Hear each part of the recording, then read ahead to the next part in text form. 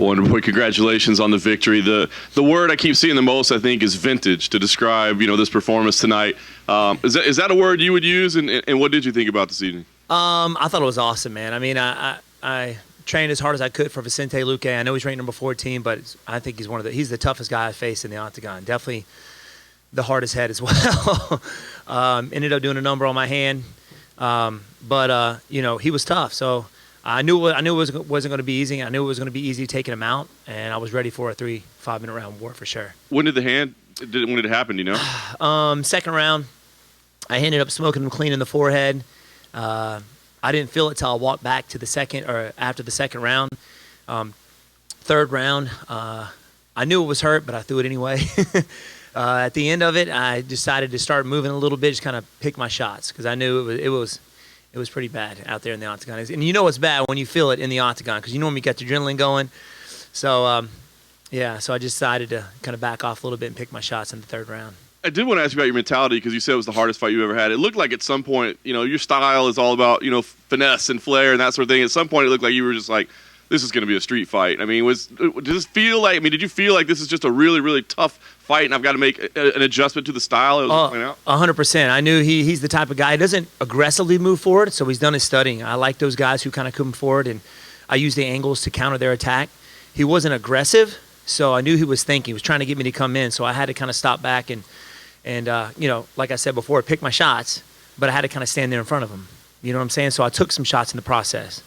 But, I can fight inside. I can fight standing in front of you. I can fight moving. So I can fight everywhere. Nice. Last thing for me, I know you had something to prove tonight and you feel you still have a title run left in you, but what do you see as next other than taking a little time off for that hand? I mean, do you see a path for you or what makes sense for you most next? That's a good question. I mean, of course, the fight didn't go spectacularly, have a crazy knockout like everybody wanted. And I knew it wasn't going to be that. I knew it was going to be very difficult. So I see myself working up the rankings, and I figured I was kind of disappointed the fight, the main event ended the way it did because I really wanted to fight one of those guys. Would be awesome. Nicest guy versus the baddest guy. Would be really cool, but we'll see. Before the fight, you said your loss to Pessis kind of lit a fire within you. Can you talk a little bit about your mindset going into this one? Well, yeah. I mean, I've never been knocked out before. My last fight is that and my second fight with Matt Brown is the only fight I felt like I've actually ever lost. The ones against Woodley and Till, I felt like I won those fights. So it did lit a fire in me. I mean, when you get knocked out, you wonder, you go back home wondering, well, why didn't I see this? What's going on? Am I slowing down? Am I getting too old for this game? So all this stuff's kind of going through your head, but at the end of the day, you got to tell yourself no. I'll be 37 in February, but I consider myself, a young 37-year-old. And you going into this fight like I did every other fight. I was focused. I worked hard. I trained hard. I felt great going into the gym and just pushing myself. And I got good coaches and good teammates to help me get me there. So I was definitely ready for this fight mentally and emotionally and physically for sure. Do you feel like you're turning a new chapter now? Do you feel like you've left that all behind you now and you're looking forward? Oh, 100%. I'm not giving up on that title. I know I'm ranked number 9, like I said, or 8. I don't know what I am right now, but I'm not giving up on it. I know I'm the best in this division. I fought the best in this division. The only guys I haven't faced are the top 2 right now. I've faced Tyron twice. Till, Johnny Hendricks, Ellenberger, Whitaker. I'm not giving up on it. Is there anyone that makes sense for you next? I don't know. I don't know. Like I said, I would love to have fought the guys that whoever won it tonight. I mean, I know Masvidal did. I know it didn't happen the way he wanted it to, and so they're probably going to run it back. But give my body time to heal up when I get back home, and we'll go from there. Wonderboy, over here, front left. What's up?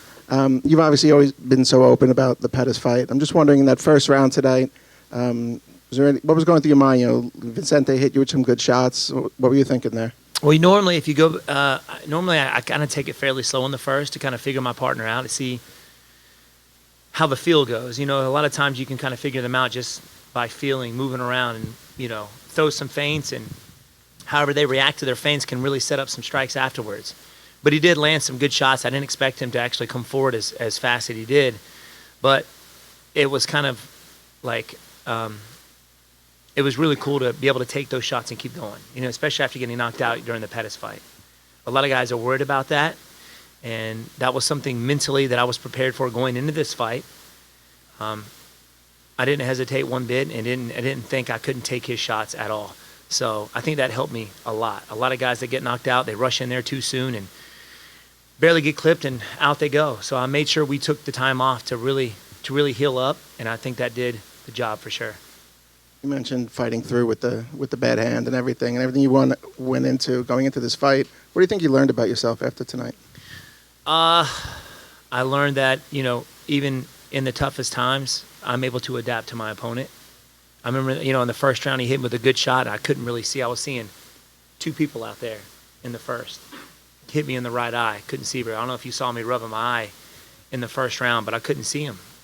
And where most people would find a way out at that point, I kept going. So I learned a lot out of my losses and in those tough situations more than anything. Steven right here. You had told me, about a year ago that you felt you needed to make some changes to your game to kind of open up a little more, maybe be more aggressive and just kind of fill in some of the holes that you thought you saw in yourself. Do you think tonight you win fight of the night in a winning effort? You landed the most strikes of any fight in your UFC career. Are you trending in the right direction in that regard? 100%. I go out there in the mindset that like I do every other fight, to be honest with you. He was just an opponent that I felt like I had to stand there a little bit, kind of set up my strikes, throw a little bit of feints, so I didn't really go anywhere. I didn't work my ankles like I normally do because it just didn't feel right. And like I said before, a lot of times you step out in the octagon, if something doesn't feel right, you change it up. You have to adapt. So my angle changing and stuff like that, it didn't feel right. Like I said, going into the second round, I ended up breaking my hand, so that kind of slowed me down a little bit too. But I didn't realize I threw over 200-something strikes. That's crazy. It's nowhere near as Colby Covington, but I think it was like 600, right? Or something like that. Yeah, something ridiculous. Oh, that's right. He did. That was a 5-5 in a round fight. But yeah, man, I'm just happy to get back in that win column for sure. Yeah. Any idea how bad the hand is? Is it something you think might have to get surgery? It's definitely broken. The knuckle's kind of back here. Oh, man. So I don't know if you can see it, but it's kind of soft and gooey right here, but back here it's fairly hard. I'm not a doctor, but I'm pretty sure it's broken. But not hurt to touch it? It's not the first time I've had to do. When I fought Masvidal back here in 217, I ended up breaking both my thumbs in the first round, and I have to keep finding the other two rounds is pretty rough. But I've done it once, I can do it again. So that was kind of what I wasn't really thinking. I was just doing. If you're thinking out there, it's too slow. So if it hurt, oh well. But it did kind of slow me down in that third round because every time I threw as hard as I threw, I swear I hit this guy as hard as I could. He just kept coming forward. I don't know how many times I've knocked him down, but tough, golly. He's definitely the toughest dude I've faced in the octagon so far. Speaking of tough dudes you faced in the octagon, what did you think of Masvidal's performance? Oh, he looked better than ever, man, for sure. Definitely a different fighter from when I fought him last. His striking looked good, very unpredictable. That head kick in the first round was sick. I got to give him props for that because I love to kick people in the head as well. But I thought it was great. Nate Diaz, didn't have an answer. He tried to come back with some stuff, but I can just tell Masvidal crushed him in the first. At that first round, he didn't want it anymore. I'm pretty sure he wanted out of there. But hats off to Masvidal, man. Definitely deserves it. And like I was telling everybody before, that's my inspiration, bro. He did. I beat him in UFC 217. Now after 3 fights, he could be up for the title next. I could be there this time next year for sure. Steven over here. You just mentioned that after your knockout loss to Anthony Pettis, questions creeped up whether you were slowing down or not. I'm wondering, with that being said, how much was riding on this fight as far as your future? I would say a lot. After a third loss wouldn't be pretty good, especially in the UFC's eyes. I've seen guys get booted out with less than that. So all this stuff is going through your head. But for me, that's just man, that shouldn't be in my head. That negative stuff shouldn't be there. So every time that would pop in my head, I would feel it was something positive. I'm gonna go out there and win this thing. I'm gonna end this fight with my hand raised. So that's what I tried to do going into this fight. Actually walking out, there's so much stuff that pops in your head. You're gonna die. You know, when you walk out, that's literally what you're thinking. And I'm wishing like an asteroid comes down and blows the place up so I don't have to fight. You know, all this stuff is going through your head. It's like, it's crazy. And I've got close to almost 80 fights. And every time I step out there, it's the same. But I think when that goes away, maybe I need to hang it up. You know what I'm saying? So those nerves definitely help you when you're out there. But I try and fill those negative thoughts with something positive for sure. Was there a chance that we could have seen the last of you tonight if things didn't go right? Did you ever think of that or no? No, not at all. Not at all. I mean, you know, like I said, I'm 37. You got guys fighting until they're 41. You know, DC, I thought he looked, his last fight, the one he lost, better than his other last 3 fights. He looked amazing. He just got caught. I've been there before. So I keep my body healthy. I train on a daily basis. We don't beat each other up in the gym, you know. So we train smart.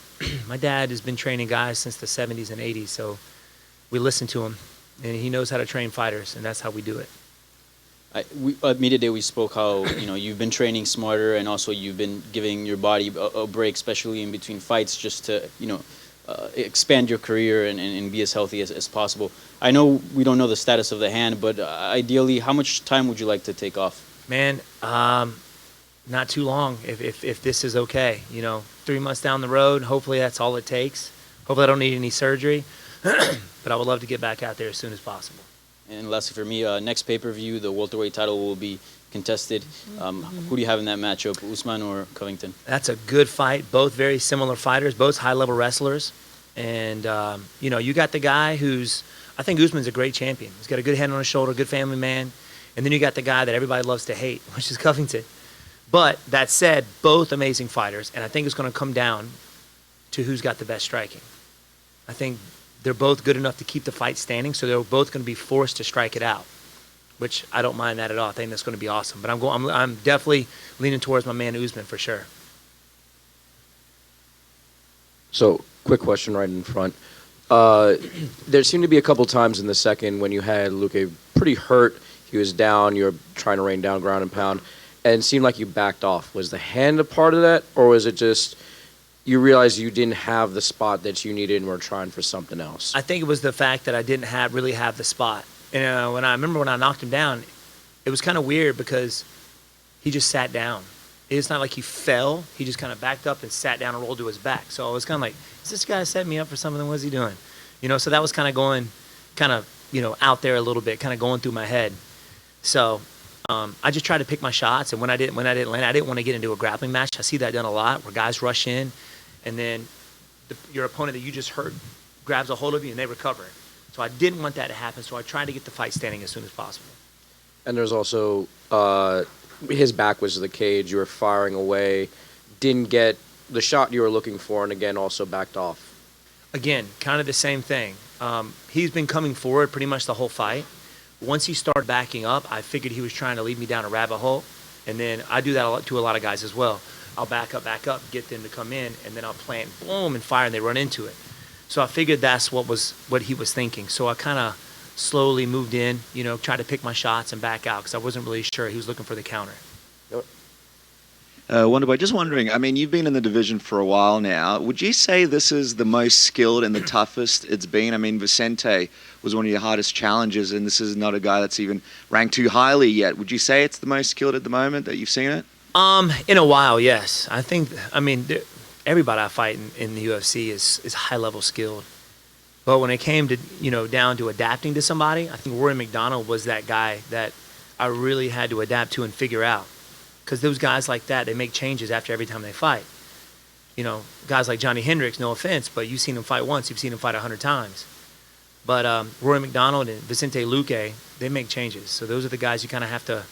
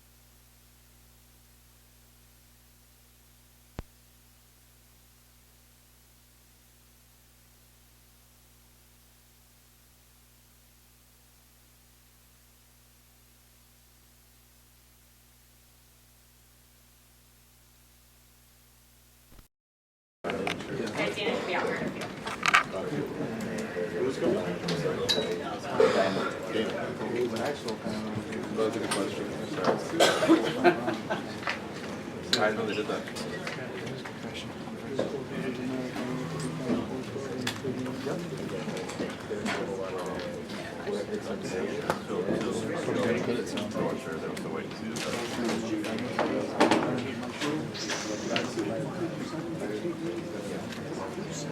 Brian, what's going on?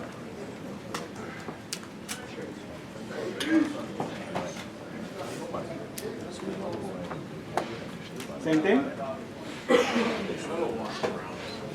Huh? You won some rounds? Yeah.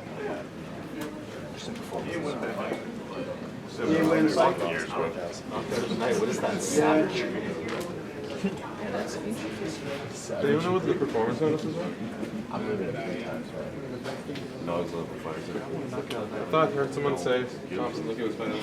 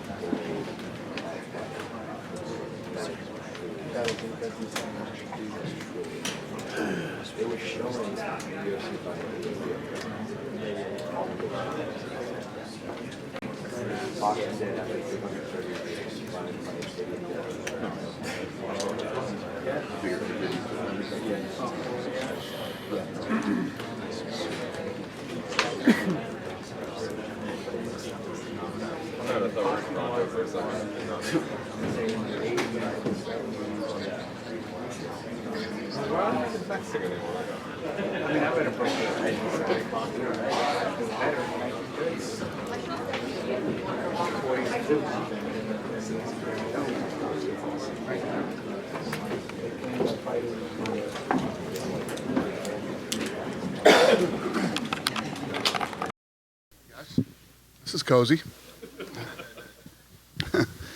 The gate was $6.6 million. Yeah.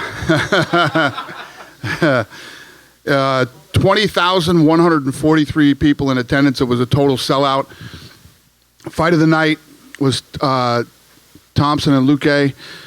Performance of the night was Corey Anderson and Kevin Lee. They all won $50,000. Congratulations to them.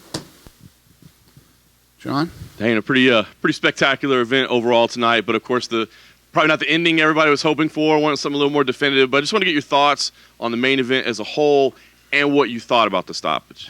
Yeah, you know what happens in this game? These things happen. At first, I was bitching and pissed off, and I said, they didn't stop the Tyson Fury fight, and that cut was nasty and whatever.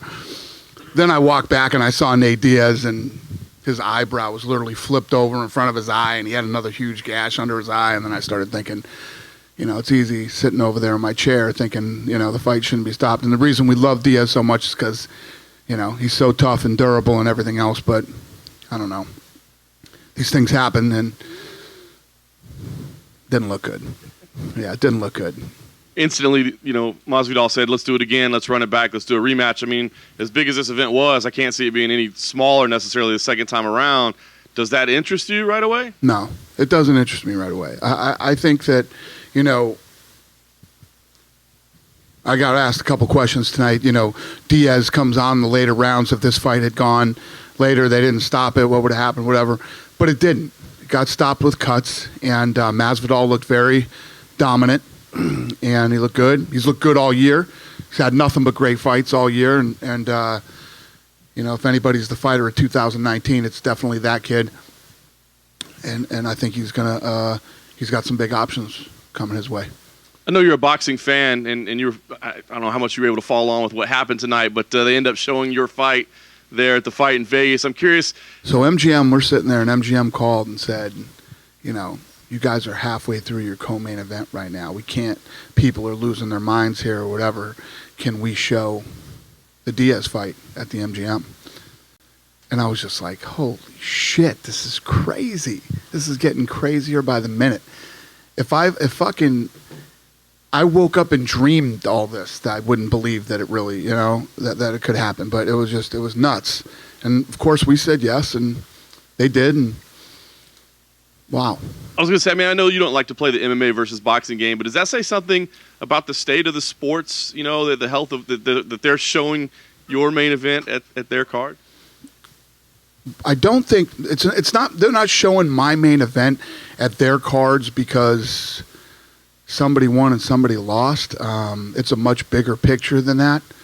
And I've said, and you know, you guys know how I am or whatever. I fucking hate Oscar De La Hoya. I hate this guy. He's a scumbag and just he's a snake. And I told him not to go on this night. He did what he wanted to do, and here we are. I respect Canelo, and I respect all the other fighters and the guys who you know, participate in the sport of boxing. And you know, we got it worked out yesterday to where fans could see both fights. And I don't know, it's just a real crazy thing for me. You know, you look at me, right? If you look at me, my situation, where I've been, where I've come from, we weren't allowed in this state a few years ago. The President of the United States was here tonight. And I don't care where you sit politically, you know what I mean? Everybody has their own political opinions and who they are and whatever. The President of the United States was here tonight at our event. We weren't allowed here a few years ago. Fucking wow. Last thing for me, Dana, I wanted to ask you about Corey Anderson. He kind of shocked the world a little bit, not only with the win, but the way he did it, and of course the celebration. He came back afterwards and said, UFC, give me a title shot or terminate my contract because I deserve it right now. What do you think about him and his chances at a title next? So he came in here very angry this week, you know. All these conspiracy theories, we hate him, we this, that, everything else, and all this crybaby bullshit. We're trying to get him beat. We can't get you beat. You can either win or you can't. You know what I mean? We like Corey or we like Walker better or whatever the deal, whatever stuff that he was saying. No, some guys move faster than others. You're telling us what you deserve. Show us what you deserve. Tonight you showed us. Got it. Message received. Now we know. You guys were there. Were you not at the weigh-ins? Not one person clapped for him at the weigh-ins. Right? Walker got a pretty big pop when he came out. I'll bet people will notice him next time, won't they? Right? You came out and you showed everybody. You did something. Now we'll move on. I'm not saying you're getting a title shot next or whatever. Reyes just won too, very impressively.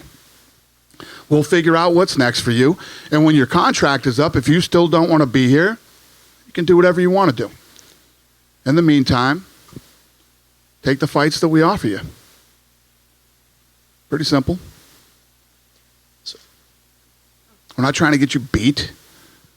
We're not trying to get anybody beat. How can I get you beat? If you think you're the best, if you think you deserve a shot at the title, how am I going to get you beat with the number 11 or 14th ranked guy in the world or whatever he was tonight? If you deserve a title shot. Dana, just here. Co-main event, Darren Till. Obviously, he made his middleweight debut. What did you think of him in there at the new weight? And Anfield is something that he's been campaigning for. Obviously, he got the win. Do you see the UFC going to Anfield near Liverpool for his next one? He won tonight. That's what he needed to do. You know, considering the week that he's had, should have been here Sunday or Monday. We had to jump through a lot of hoops to get him here when we did. And he needed to come out and he needed to win. He looked good. He looked big. He looked, you know, he was dominant. I don't know what judge scored that thing 30-27 the other way insanity. But he did what he needed to do tonight. He needed to, I'm sure his head wasn't in a really good place flying in when he did and all the stuff that he had to go through. But he came in and he won. And that's what he needed to do. What do you see next for him? I don't know. But he's this win probably catapults him into the top 6, and so he's going to have some fun fights ahead of him. And Kevin Lee obviously had a very spectacular finish. Kevin Lee did the exact opposite. So tonight, the President of the United States was here, The Rock, a lot of other people. The place is sold out, breaking records as far as ESPN goes, breaking records internationally. The list goes on and on. And when you're on a platform like you're on tonight and the people that are watching tonight, you want to be Kevin Lee and go out and do what Kevin Lee did. I'm talking about Kevin Lee. You're all going to be talking about Kevin Lee, and everybody who watched tonight's going to be talking about Kevin Lee. So Kevin couldn't have had any won money tonight too, right? He's won $50,000. It's good to be Kevin Lee tonight. And he's said before that he wanted a fight with Islam Makhachev, and Islam had said on Twitter that he was up for that and he wanted that in January. Do you see that being next for Kevin? I have no clue. No clue. So you were talking about other stars on this, dovetailing that. How about Shabazian, some of the other guys like him and awesome Dawodu? So he comes into, he wants to be the youngest, champion ever, and comes in tonight against Tavares, who is a gritty, tough, hard-hitting, durable, veteran. He's been around for a while, and he looked good, man. He performed. And someone like, say, Dawodu, the opener, said he doesn't want to open ever again. Oh, yeah? Why is that? He felt a little lack of respect being the opener. Oh, yeah? It's a lack of respect? Someone's got to do it. Yeah? There you go. That's funny. I don't know. And the last question I have is to dovetail on what John said earlier. Obviously, you and De La Hoya are best friends. Are you going to send him a thank you note for pushing that back and getting your stuff in the MGM Grand? Say, hey. He didn't do any of that. You think that idiot did that? He did none of that. Him and DAZN. Yeah. It was much smarter people that surround him that started to do that stuff. It wasn't that moron. He's an asshole. I mean, how much more can I prove myself that this guy's an asshole and a complete just fuck up? Go for it. I have. I mean, was I right or was I wrong in the Tito Ortiz Chuck Liddell fight, right? And then after the fight's over, he comes out and lies and says, how they did huge numbers on digital. Okay? You're a liar. Then right up to this fight, everything that he's done. I used to help this guy. I used to promote his fights. I used to go out on social media and say, hey, the fight's tonight. I'm watching the fight or whatever. And then we do the Mayweather-McGregor fight, and he tells people not to watch. Who does that? Don't watch. This is a disgrace to boxing. But then says he wants to fight Conor McGregor after. I mean, I could just go on for days about this guy. Please do. He's a bad guy. He's a snake. He's a snake, he's a liar, and he's just an all-around bad guy. And he's really fucking weird, too. Just to top it off.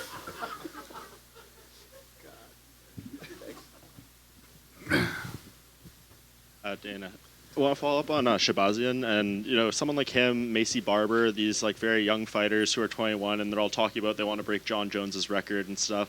When you look at them and how talented they are, how do you kind of handle that? Because, that'd obviously be a huge accomplishment for them and they're winning these fights. How do you navigate that timeline, I guess, to give them that opportunity, but as you're building them? It's tough. I always say getting into the UFC is really hard, then breaking the top 15, top 10, top 5, and becoming a world champion is almost impossible. And you see these young, talented people that have these aspirations. But I love that. I love people who embrace being the best and people who want to win the world championship. You just have to be careful in how fast you move them.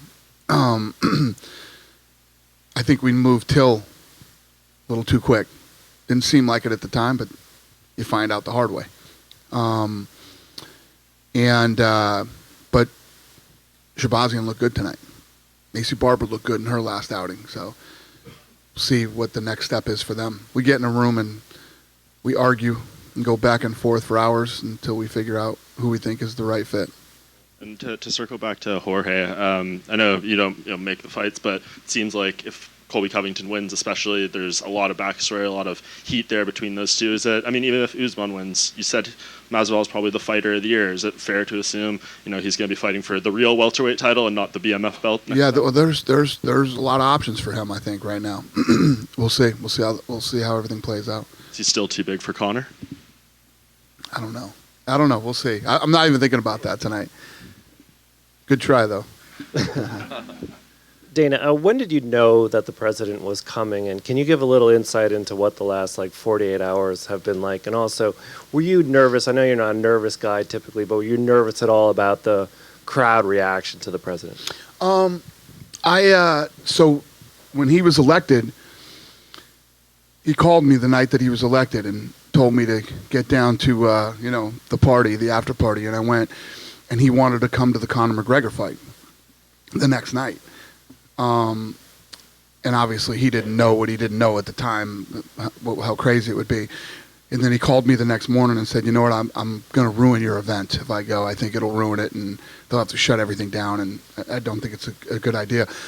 Let's plan this again, when there's more time to plan. And just to tell everybody, that I don't know if you know the history, but when we first bought this company, venues didn't want us. No venue wanted the UFC. And at that time, Trump reached out and asked us to come to the Taj Mahal. And that's where we ended up doing our first two events under the Zuffa banner. Cut us great deals, showed up at the first fight, stayed to the end. We did two events with him. Then we moved on to the Meadowlands. And when we left and went to the Meadowlands, he showed up to that event too, came to the first fight, stayed all night, was always good. Everything that ever happened to me in my career, Trump was the first guy to pick up the phone and reach out to me. From getting back on pay-per-view, getting our first TV deal, when we did the big Fox deal, I mean, the guy always reached out to me. Then as it was starting to hear rumors that he was running for president, I got a call one day from the New York Times. And they said, we're hearing that that Trump is going to ask you to speak at the Republican National Convention. Are you going to do it? And I was like, what? First of all, he hasn't called me and asked me anything. I don't know anything about this or whatever. And then finally, he did call me and he said, and this is exactly how he said it, if you don't want to do this, I completely understand. But I'd be honored if you'd speak at the Republican Convention for me. And I was like, I'm honored that you asked me, and of course I will. And I did it, and I'm telling you, since the guy has become president, I've been to the White House 4 times for dinner. He's been the most stand-up guy since the day I met him. And he told me, I want to come to a UFC event eventually. So we had dinner last Thursday at the White House, and he said, I'm coming to New York. And I was like, oh my God, that's going to be a rough one. Why don't we do Vegas on the 14th?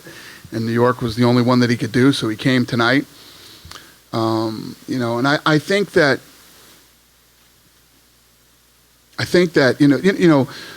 there's this craziness going on politically right now. If you're a Trump guy, you don't like certain types of people, or you don't like, and it's really, there's a lot of bullshit in that. The country's in a crazy place right now with all that.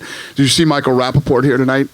Nobody hates President Trump more than Michael Rappaport, okay? And I'm very good friends with Michael Rappaport. I don't know if anybody hates, maybe Snoop hates him more than Rappaport does, and I'm very good friends with Snoop and lots of other people that are on one side or the other. This is a guy who's been a really good friend of me for a long time. He's done everything that he ever said he would do, and tonight he showed up to the event. And I think as fans of the sport, I think all of us can sort of appreciate, whatever political side you sit on, that the President of the United States came to one of our events tonight. But again, it's a huge stadium. It's not a controlled environment. Were you nervous at all about what the crowd would be like when he walked out there? No, I'm one of these guys, like I was just saying, whoever you are, in here in the media, or if you're Snoop, or if you're Mike, any of these guys, this is America. You can believe and do whatever you want. If you want to boo, you can boo. If you don't, I mean, as an American, you can do whatever you want to do, and you can choose whatever side you want to be on. And I feel like in these days, we live in a world where you can't come out and say who you know, that, oh, I'm a Trump guy, or oh, I'm a Hillary guy, or whatever your deal is, or whatever the, you know, I'm not a real political person. So, but listen, it's America. You can do whatever you want. So I just felt like tonight we were going to walk in and whatever happened, happened. It was, you know, the guy was told me as a friend he would come see the fights, and he did tonight. And I appreciate him, and it was a big night for the sport. Dana over here. Huh? Let me tell you this. So you know, a lot of you guys have been around since the beginning. I've walked out of that tunnel for the last 20 years. I've never fucking seen anything like that in my life. Like tonight when I walked out of that tunnel with him tonight, I'll never forget it as long as I live. It was crazy. So Dana, there's a lot of times you had goals for this sport, right? Mm-hmm. Get sanctioned, get paid, a lot of tangible things. So you literally have described, you know, boxing basically waiting for you, showing your fights at their thing. Their biggest star has got to wait. President's here, all the different things. Are we at a stage now where you can't really fathom these goals anymore? That things are just happening that were beyond. You dreamed of being at Madison Square Garden for a lot of years, but now we're at a point where these things really probably weren't even. Yeah, no, thanks. And yeah. I don't even know what to say to that, but yeah, it was amazing. And that's why I'm saying, like, tonight, you know, it wasn't about how you feel politically about the president. The fact that all of us, not just me, fighters, the media, everybody who's worked in the sport for a long time to help build the sport, like I was saying, we weren't legal in New York because of some political bullshit a few years ago. Tonight, the president of the United States was here watching a UFC event. I mean, this is, you would see like Game 7 of a World Series between the Yankees and the Dodgers, you know, and the president would be up in a box somewhere if they ever even went to a sporting event. When Obama was the president, Obama would go to an NBA game, and you know what I mean? And now tonight to have President Trump at an event, you know. Is that an aspect? Did they talk about doing it in a suite versus being case? Yeah, they wanted him in a suite, of course, yeah. He doesn't listen to them. He does what he wants to do. But yeah, they wanted him in a suite. You know, I'm not an expert in security, but I think it's a lot safer to protect him in a suite than it is in the second row. But again, a testament to our fans, and you know, it's the president. It's our president. It's the president of the United States, man. And tonight I was good. I was happy and proud that, you know, the crowd here in New York treated him with respect and just made the night so much cool. Everything was so cool tonight. You know, the cut sucked, but it happens. It's part of sports. Part of this sport for sure. Dana, Caitlin Chukagian got another solid win. She was offered a title shot previously. Is it safe to assume she'll be getting offered another title shot? Yeah, she looked good. She won. Yep. And Johnny Walker, you know, suffered his first UFC loss after his win against Serkinov. You said you were going to kind of take things slow with him, but then he gets matched with a top guy like Corey Anderson, and you know, doesn't look great, obviously. So, do you kind of regret that decision? Yeah, It's not that he didn't look right. You can't come out and goof around like that.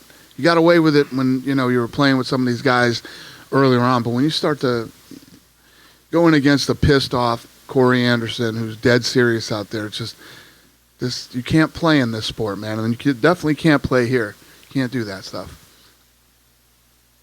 Dana, with all the talk of the president being here tonight and how great that was and what that says, Josh Duhamel made the video board. Why was there no showing of the president in attendance for the audience to see that, other than his arrival, which you'd have to see with your bare eyes? Yeah, we showed the arrival. We showed him on TV, but we didn't do it in-house. So, what was that decision? Why not? I don't know. When he walked into the arena, I don't think we needed to show him on TV. I've never seen anything like that in my life. I walked in with him. The entire building was on their feet, standing as high as they could with their cell phones. I was literally blown away. I just went, holy fucking shit, I've never seen anything like this in my life. Was there a concern that there may be a reaction that maybe would be disrespectful? No.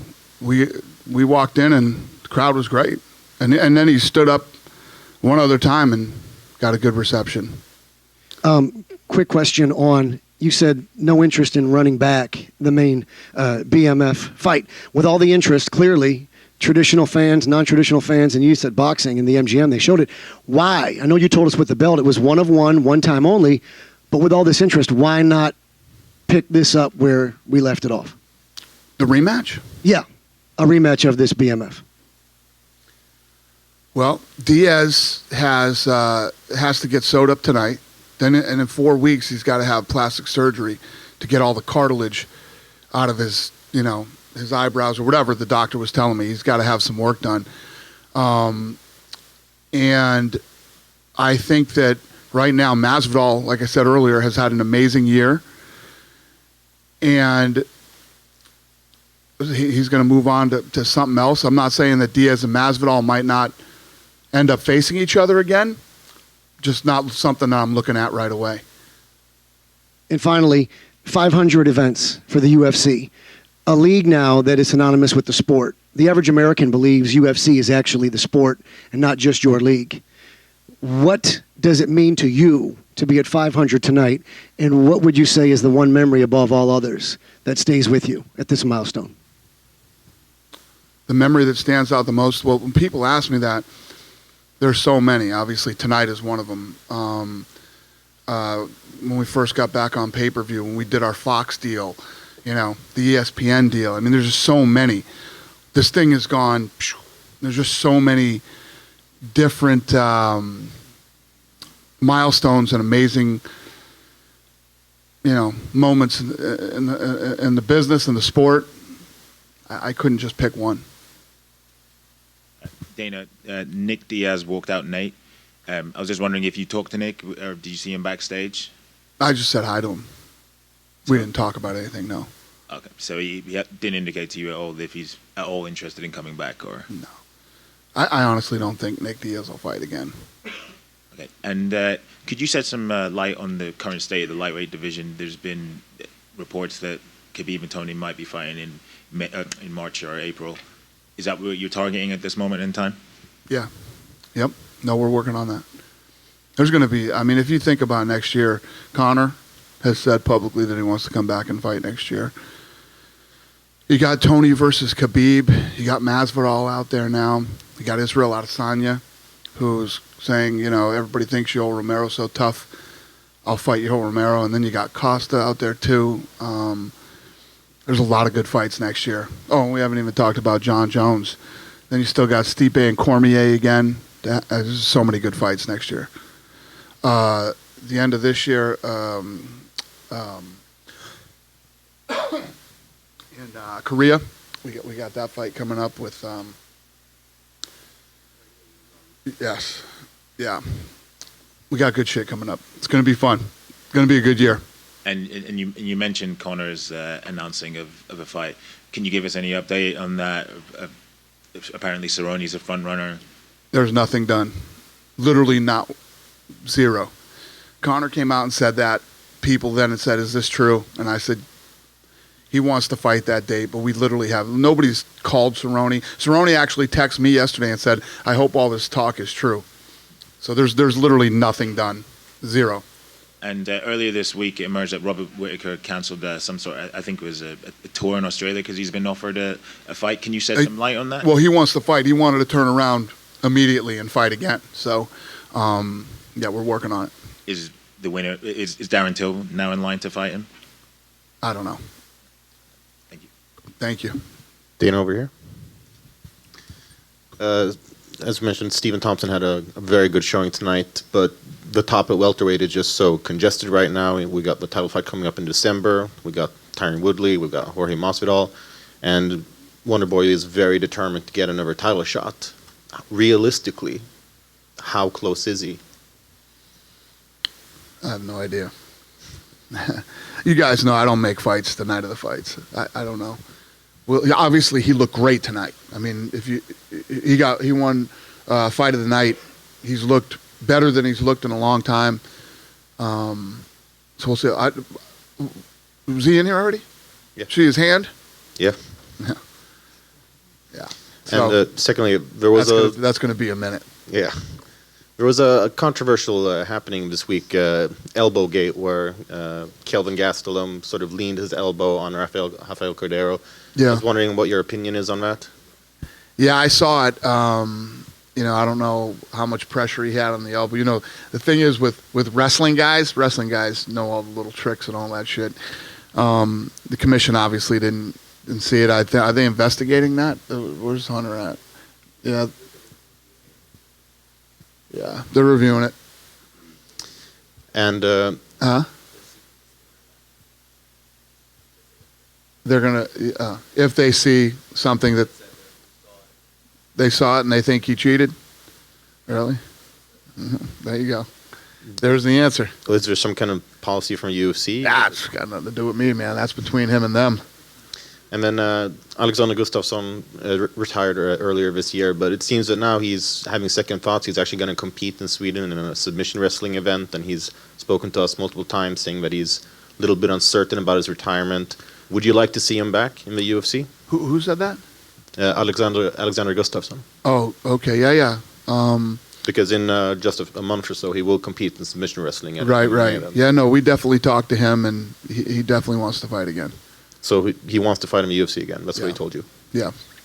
Is there any timeline for when he will come back? Or no? Okay. And finally, did he talk to Trump after the event? And what did he? I did. Did he have anything to say? He loved about it. He had a blast. He loved it.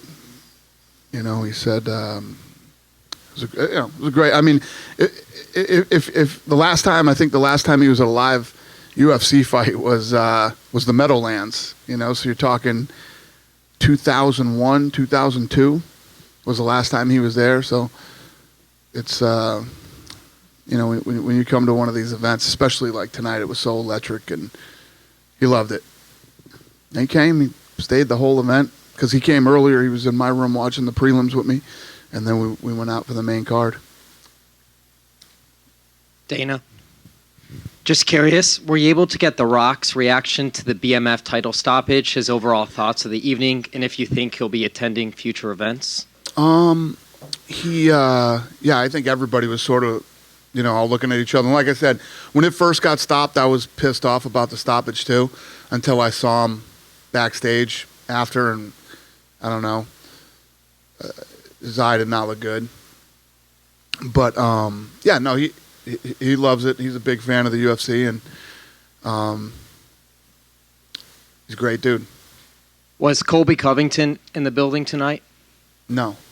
What's the reasoning behind that? I have no idea. Trump's biggest supporter. I have no idea.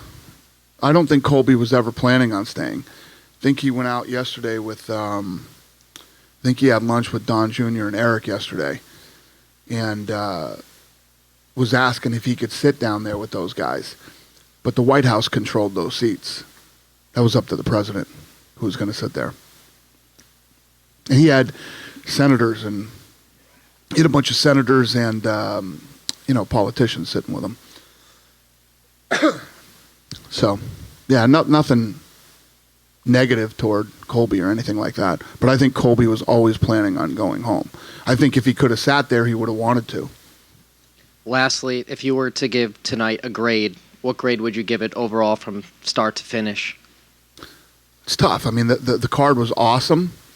Co-main event was there, and the main event stopped with a cut. So anytime you have a place that has the excitement and the energy and all the other things that go on, if the main event doesn't, give you one of those holy shit moments that I always talk about, B-. Dana, over here. Hey.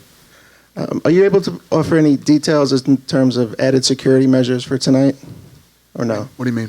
in terms of President Trump being here? Jesus Christ! I mean, I know we Shut went down through the block. bomb dogs and all that kind They of stuff. shut but down the block. If it was after like 8 o'clock, you couldn't get on this block without a ticket. As far as I know, yeah, there was Secret Service everywhere. But I don't know about people getting in the building, but everything ran smooth back at house. They were actually really great to work with, and everything went pretty smooth. Okay. You touched on this a little bit before, but you know, We lost our press room, but other than that, everything was great.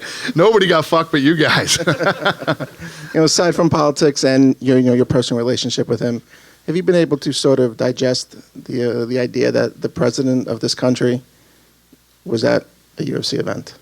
That's fairly significant, especially in New York. Yeah, no, it's amazing, and like he and I were talking about a second ago, it's like you know, these are just things you asked me 10 years ago, I'd tell you, oh, I think the sport's going to be here and it's going to do this and do that, and but like baseball games for Bush, like the NBA for Obama, right, and now the UFC as a president that attended one of the events. It's like one of the big deals. It's like you made it. It's awesome.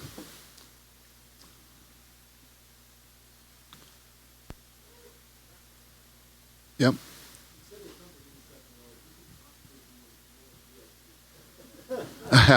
So he wanted to be in the third row.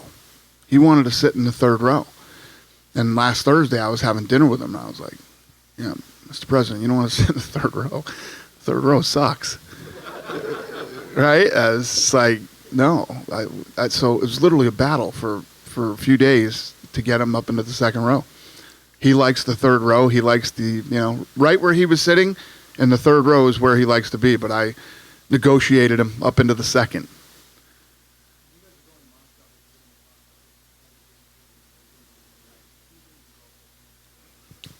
I have no idea. Yeah. We'll see. We'll see where this takes us, in the future. I don't know. Thank you, guys. We good? Have a safe trip home. Appreciate it. Thank you.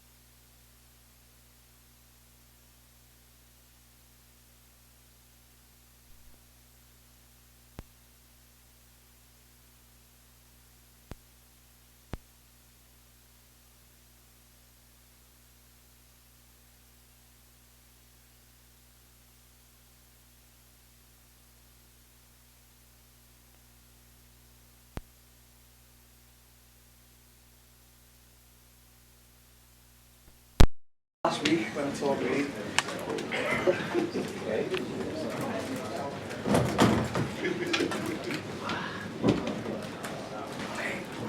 Johnny, congratulations on your victory, of course, but we couldn't help but notice the crutches that you came in on there. What happened? You said you came into this one? Yeah, it's just it was like the same. Does this work? Oh, does this work? Yeah. It was like the same before I was meant to fight Cowboy. Last week, my knee just completely gave out and I tore it. I didn't know how bad because as soon as it happened, I just, sort of just tried to block it out. Everything this week, it was just one more thing on it, and so then it wasn't really hurting in the fight, but now it's just throbbing me, and it's stiffening up a bit. I'll be okay in a few days, but I'll see what's up with it, and I'll get it a little bit checked out. What happened? Did you take a strike to the knee, or did you step on it? I was sparring. It was probably my best day of sparring. I was just on fire, and I just got a bit overwhelmed, and as I threw a leg kick, one of my sparring partners, Chris, stepped in, so my knee sort of stopped on his leg, but my leg wrapped around, and so my knee it gave out. It's the same knee that I'd done before Cowboy. It's just problems, but listen, I'm not pulling out a no fight for nothing. I'm just not. If Kelvin would have got the victory there tonight, you wouldn't have seen me sat here talking about injuries or jet lag or visa problems. It's as I've always said, I'm honest, I'm from the heart, and you either win or you lose, and that man who wins on that night is the better man. You said all the right things when we spoke to you yesterday. Everything's good, but now that you're here, can you be honest? I mean, not knowing, especially not knowing you had a knee injury, but not knowing if you have a visa, if you're going to be able to get over here, the late flight. I mean, how tough was the final week in these last couple of days? Do you want me to be brutally honest? Please. It was like I don't know. I can't even explain it because I'm waiting next door at the embassy in London, and it's just every day that going by is I don't know if I'm getting a visa, and I know that Dana and the guys, they had everyone. I think Dana spoke to Trump about me. I mean, that's I didn't know. There was times when I thought this fight's not happening, and that I know there was a lot given over the weight cut video with Kelvin and that, but Kelvin probably just thought, fuck this, I'm gonna eat some shit because he's not turning up. You know what I mean? And there was times when I just wanted to do it myself, and so there was that, and then there was I knew there was going to be jet lag, and I knew there was going to be water retention for weight cut, and I didn't know if the fight was happening, and I had a few injuries, and it's just that didn't mean anything to me. I wanted to just get in there. I didn't want to win. I didn't want to lose.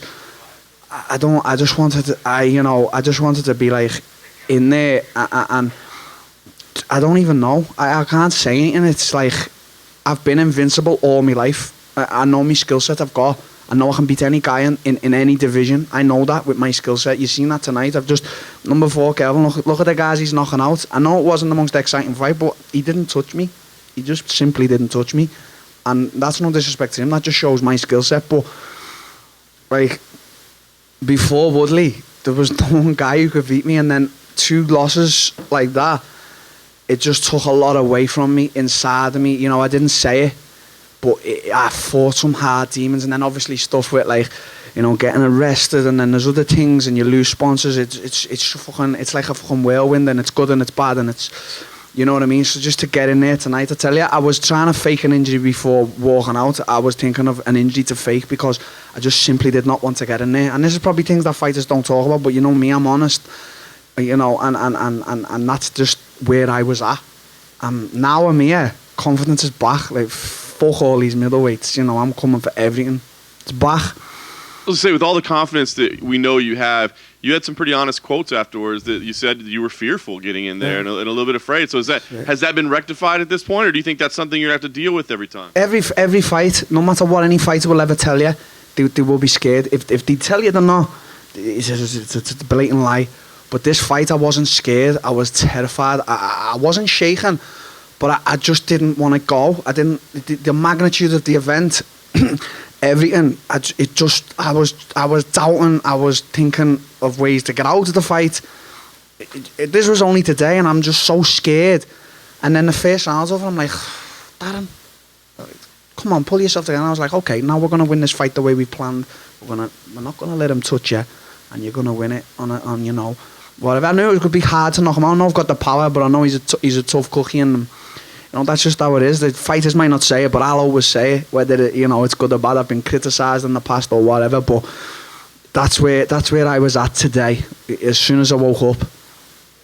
Last thing for me, I mean, you jumped into the deep end of the division, right? Dana was in here just now, and he said, guessing he probably thinks that puts you top 6 or so in the division. I mean, where do you feel like you go here when you beat somebody that high ranked to start with? where do you go next? I don't know. I really don't know. I've said this. I should have said it on the mic maybe, but years ago, Israel, before I was already like sort of at the top, before I was fighting Willie, and he identified as like the fight that was going to happen with me and him. And I want that fight for legacy. I've spoke about Anfield, my hometown, the Liverpool Football Club, and that's a legacy fight for me. I've said this before here on these tables, and forget the belt. Obviously, if me and him fight, the belt's up, but it's the fight with me and him that I know it's gonna be. It will, honestly, I swear to God, like I get goosebumps thinking about it. And if it's that, it's that. And if it's something else, it's something else. And listen, I ain't afraid of no one, no weight division, none of them. Darren, just over here, Robert Whittaker is keen to come back to action as soon as possible. I'm just wondering, what would you think of a matchup with a guy like Rob? Yeah, I think it's a terrific fight, but we're both like strikers. I don't know really who wins in the wrestling department. No one can take me down and keep me down. That's simple. I've just moved up to middleweight, and you got Kelvin, who's an unbelievable grappler. He took me down twice, 3 times, but he couldn't keep me there. There's no man keeping me down. So, I don't know where it goes, but as I say, confidence lacking, confidence high. I believe I beat them all. I do. I truly believe with me, the way I know I can train and my mindset is and my skill set, I can beat them all. A lot of people sort of talking about Yoel Romero possibly getting this title. Fuck that guy. Well, I don't want to ever fight him. He's a beast. I was going to ask you, he's coming off a loss. Yeah. A lot of people are saying you're now coming off a win. I mean, logically, don't you think it makes sense for you to fight? Listen, not make sense anymore. We've just seen the 2 gangsters fight for the BMF belt. I'm gutted the way it ended. I wanted to see a 5-round war. It was a good fight while it lasted, but anything's possible. 3 losses. After I was coming off 2 and they put me in with Calvin, anything's possible. If it's Joel, if they wait for Costa, if it's someone else more deserving than myself, so be it. And then if it's me at the end of it, I'm not going to say no. You know what I mean? There's a few watches I want to buy, so it's a payday as well. So let's do it. But for now, I'm so thrilled just to be in this. I just co-main evented 26 years of age at Madison Square Garden. I'm doing things that I never thought would be possible.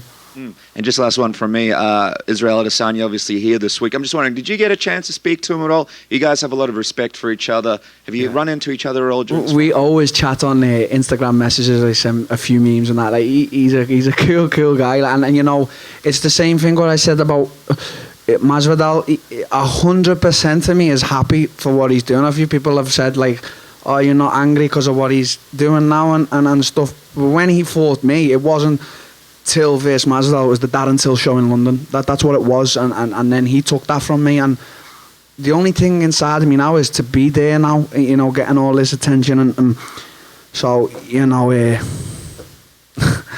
Israel, me and him are good, but we're going to fight. And we're going to try and take each other out. And maybe one day fight Masvidal again, get a big rematch. He just told me in the lobby that he'd move up to middleweight. I'm a scary middleweight now. I'm not cutting no weight. Darren, you got 15 minutes. Oh, here. You got 15 minutes of experience fighting at middleweight. Overall, performance-wise, how'd you feel fighting 15 pounds heavier? I don't really know. It didn't seem like much. Kelvin, he felt like the same amount of strength as Woodley when he had me against the cage, but I was turning him. But I do like sometimes to be on the cage. I like to think, and I know I'm very good in my defence, but I'm sure there's guys, as I said about Yoel, who I'll feel it a lot more with if I ever fight some guy like him or stuff, but I feel like I'm at the right weight. Everyone looks at me now, I'm no welterweight. It's just simple, you can size a guy up and you can look at me from my build, but it's also my legs. My legs are humongous, so I'm just no welterweight. I'm a middleweight. I'm probably not the biggest or the strongest, but you know that doesn't mean everything in a fight. You know, extra 15 pounds, it doesn't really mean a lot. To me, it's all about skill set. Was the weight cut difficult? I mean, is there? Can you put on more weight? Because you did say how you felt like he was a bit stronger than you. Yeah, I feel like I misjudged it, but I feel like the flight just had me. It got me because when I got off the plane, when I looked at the scales, I expected a certain weight, and it was like 2.5, wasn't it? Over what I was expecting, and I was like, ah, fuck. Like, I can't be dealing with this welterweight cut again. Fuck that. So, you know, it was funny because then it was like 4 o'clock and they were saying to do this and that. I was like, fuck all that. I'm here to cut weight and fight. So I cut weight and I got all my weight off. There was like 1.5 kilos, 2 kilos left. And I said, okay, I'm going to rest for a few hours and then I'll do my last little bit. And, you know, it wasn't a struggle. It wasn't. The next time we'd better. But there's been a lot of shit this week. So the weight cuts, knees, all that shit, it doesn't really fucking mean anything. Fighters might say it. Fighters might make excuses and that. But I'm not about that life. You know what I mean? I get in there to fight and win or lose. The man who wins is always the better man. That's how I see it. And fans, media, and many people weren't really too happy when this matchup was first announced. They thought maybe it was a little too much for you. Do you think people forgot about your skill set and maybe made too much about your losses? People forget that Stephen Thompson just took Vicente to town, and they forget what I done to Thompson. Now you can think, well, you didn't do anything, but I played him in his own game. Whether you say I won or he won, I played Stephen Thompson, considered one of the best strikers in mixed martial arts, at his own game. Nearly stopped him in the 5th. So people forget. People forget all of that. Do you know what I mean? And then they're thinking, oh, Darren just goes in there to knock him out. They forget about my IQ and my skill set. So, you know, tonight they remembered. But there's always going to be all that shite. You just, as I say, the good and the bad, you just have to deal with it. But I got like a nice feeling inside of me because of how many people doubted me and how many people I know who don't think I know doubted me and stuff like that. It's very rewarding. Darren, congratulations for getting back in the winning ways. Your friend, the Gypsy King, Tyson Fury, the lineal heavyweight champion, has recently stated he wants to get into MMA. Yeah. He's been calling out Stipe, Francis Ngannou. Francis is exchanging barbs with him. Let's be real. You're a realistic guy. Does he have a chance to winning in MMA if he competes? You know, Tyson's my boy. He's proper my boy. We're under the same the same management. Any guy gets in there tries to like strike with Tyson. I had one of my sparring partners, a heavyweight, Tom, even said to me, he said Tyson is untouchable. He's just so good. But then you have to bring all these other factors in, takedowns and kicks and stuff. I just believe in a little bit of training, yeah. So if he wants to train with me or Connor, whatever be, he's going to train with me, obviously, because we're MTK for life. But I think people want to say things, he's in WWE and that and all that, but look what he's making. He's massive in America now, and he's making this big name, and he's making money for his family, and he's a clever man.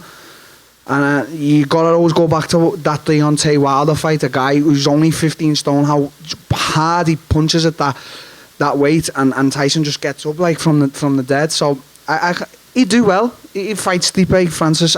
My money's on Tyson, but he definitely needs to know, and I'll tell him myself that he's got to learn some certain things. MMA is different from boxing.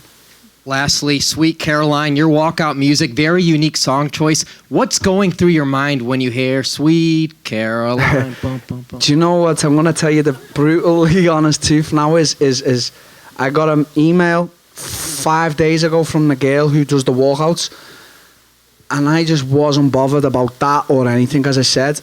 And she asked what music I would be walking out to, and I didn't reply. And then just before walking out, then we're calling, I said, "Call." I forgot. I didn't want to come out to Sweet Caroline. I just didn't want to come out to it. I don't know why. I just had fears, anything. And it come on. And I just couldn't even believe how many people were cheering for me. And then it was just on. I was like, okay, this is good. But I don't think I'll ever relive that moment from when I fought in Liverpool. We'll see. Anfield's definitely the next place I'm fighting. That's the next place next year. It's going to happen. I know it's going to happen, but Sweet Caroline's the one. You know that. Darren, where do you rate this in your career moments? Obviously, you headlined Liverpool. This is MSG. What for you is the big, the big highlight of your career so far? Everything, the highs and the lows, the losses, the wins, the controversy, everything. But when I want to sit down, when I retire, when I'm 35, I want like to have sold out Anfield and won a UFC title. That's the goal. All other things are important, but that's the goal. And right now, in my mind, I can see Anfield happening. I just can.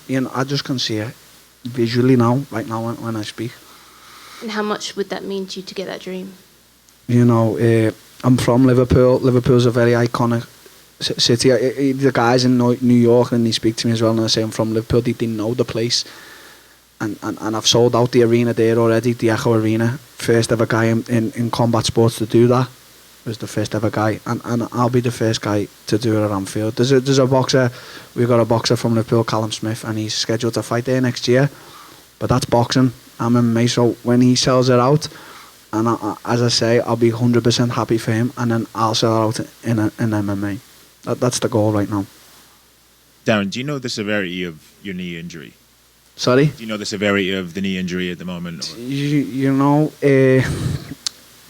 It's I just since Cowboy, I like, I've just sort of put it to the back of my mind, and I wrestle. I do everything with it, everything. I stretch it, put it behind my head, everything. I'm a flexible guy, but now it's swelled up a little bit, and this is what I always do. I'll ice it, and then when it feels good, okay, fuck that. So I'm probably going to leave it, to be honest with you. Most fighters now feeling this right now will probably get surgery, but this is not a telltale for fighters anyway to kick me, because I can take low kicks, trust me.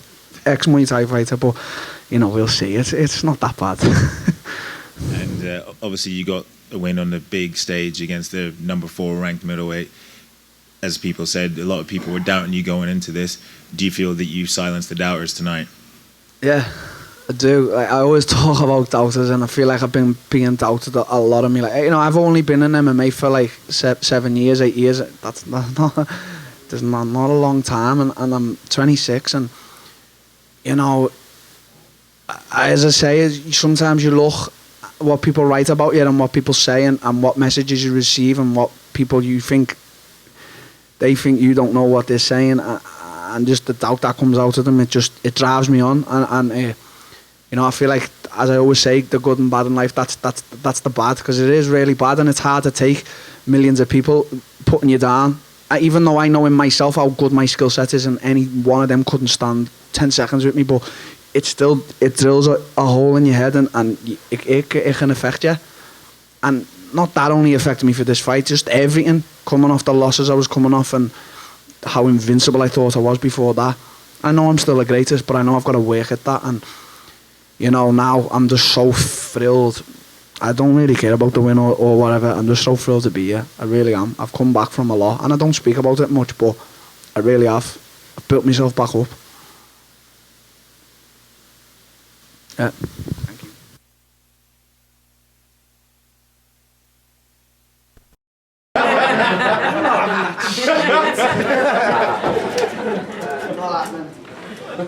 See you later. Do it and just come out to you never walk alone. That's how to get the city to go against you. Yeah. Start a riot. Yeah, riot. Yeah, look down. Yeah, I'm pretty in shock. I can't handle it. Christian, who's next?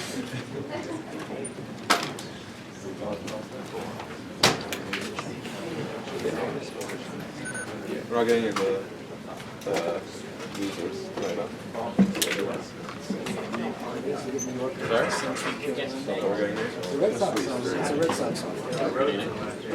Oscar seems to think so, and Oscar's never wrong. So.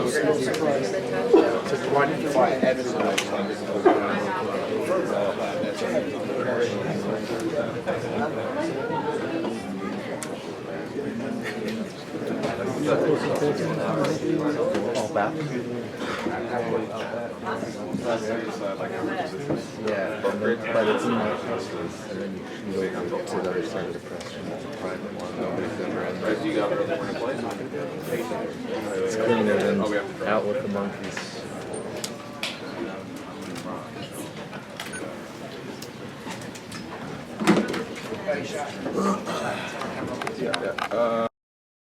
Certainly, you're disappointed with the way things ended tonight, but I mean, this was a massive event.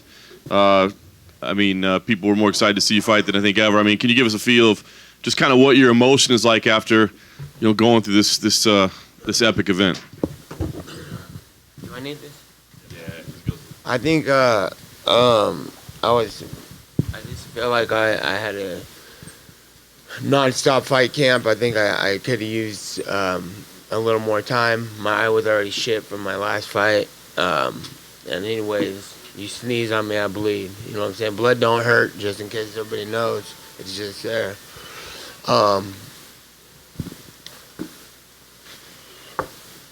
Yeah, fucked up. We know your character, that you would continue fighting probably no matter what. But, Dana was in here earlier. He said he hated the stoppage, but then he saw your eye and thought, well, maybe it was probably a smart call. I mean, do you feel medically that it was a wise decision to maybe prevent you from taking more damage there? I think that the cut was, from what I'm told to and what I believe from every fight I'm cut anyway, because it's repeated on the same eye. And then when I knew they were gonna throw me right back in immediately also. Why couldn't after the Pettis fight it be 6 months? They're like, get back in. I'm like, all right, they want me under the most fucked up circumstances. Or I'm going in under the most fucked up circumstances. A little more time would have been nice. And I think that I heard that my eye was the same coming out of the second round that it was coming out the third round. And the doctor played me. He like, oh man, I don't know. I like, no, I'm good. Well, he asked me, you good? You can see? I'm like, yeah, cool. And then he goes back to the other guy and he's like, fight top. I'm like, what the fuck? So, and not to mention, I don't like to make it see. You've heard it before probably, but I had a knee injury about 3 weeks ago, and it kept me from running. And that's why I tell all my boys all the time, if you're gonna be fighting people, you have to run. You have to run hard, and you have to do rounds. You have to spar and you have to run. That's key, And so I didn't have that, and I don't feel like I had the confidence that I usually had in my cardio. As far as going and pushing, I knew I could make it 5 rounds for sure, no matter what. But I couldn't keep the pressure. I didn't have the confidence to keep the pressure I usually keep because I want to make sure I pace that out good. And it started to happening. I was like, okay, I feel you holding on, trying to slow this fight down. So I was putting the punches on the cage. He was holding me, doing nothing. I was hitting him, and his head was turning the other side. I was hitting him the other way. I'm like, oh, you don't want to work no more. And on the bottom too, on the ground. So I think it was gonna start looking better for me. And like I said, I wasn't running, so it was a slow start. It could have went better. But that's the name of the game, right? Everybody's. I've said it before, but I got to do what I got. Somebody in the fight earlier got wrecked. I think it was the Mohawk homie. What's his name? Yeah, Johnny Walker I saw him. He got hit, and then he knocked down. He jumped back up all fast, trying to kill the guy back. And I'm like, that's not how you do it. You know what I'm saying? You need to just slow it down, recover, get time, and make it through that fight. You know what I'm saying? Because otherwise you're gonna lose, and I ain't planning on losing no fight ever. You don't have to kill me. So I believe that the stuff would start to turn around for me. Last thing for me, I mean, obviously you got to heal up and that sort of thing. Masvidal said in there he'd love to run it back with you. Dana said he doesn't know if that's going to happen right away. Give us your thoughts. I mean, do you want to run this back right away, or are there other fights that interest you? Yeah, because hey, if you're the baddest motherfucker, you gonna take that as a win. I mean, it's just like Conor when I fought Conor. Like, it was a win. It was fair game. You know what I'm saying? But I wasn't finished. He know that I wasn't finished. So I was ready to rock. And that's my plan. That's my next move. I would love to run it back. That's the only thing I want to do. And That's my full intention to now. But I could already see the fuckery coming. I know how this game works. I give all the rematches and make names for all these people. I believe I was responsible for this whole shit. I brought the president. Straight up. I didn't see president going to no title fights. So I believe it's fair, and if hopefully they don't throw a bunch of money or clout Jorge's way, to be like, let's do something else. He's got to fight number 27 again, because that's the name of the game when it's repetitive, you know.